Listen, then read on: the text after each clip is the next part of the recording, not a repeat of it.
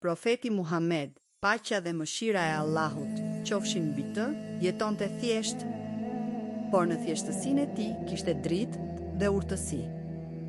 Ai nuk kërkonte sofrat e mbushura dhe luksin e kësaj bote. Ushqimi i tij ishte i pastër, halal dhe me mas. Ndër ushqimet që profeti konsumonte më shpesh ishin hurmat. Ai e hapte agjërimin me hurma dhe thoshte se në to ka bereqet. Një nga ushqimet e tij të preferuara ishte mjalti. Ai e donte mjaltin dhe tregonte se në të ka shërim për njerëzit.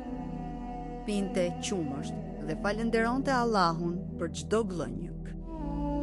Hante bukë elbi, ushqim i thjesht i njerëzve modest.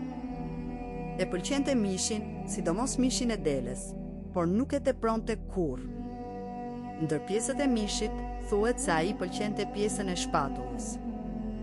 Gjithashtu hante kungull dhe e donte atë ushqim. Ai pinte ujë ngadalë në disa glënjka me qetësi dhe edukat.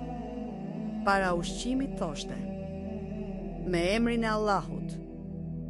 Dhe pasi mbaronte: falënderimi i takon Allahut. Profeti nuk hante për kënaqësi të kësaj bote.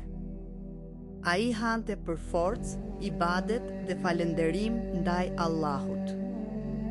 Dhe na mësoi se bereqeti nuk është tek shumë ushqim, por tek ushqimi halal dhe zemra që falenderon Allahun për çdo mirësi.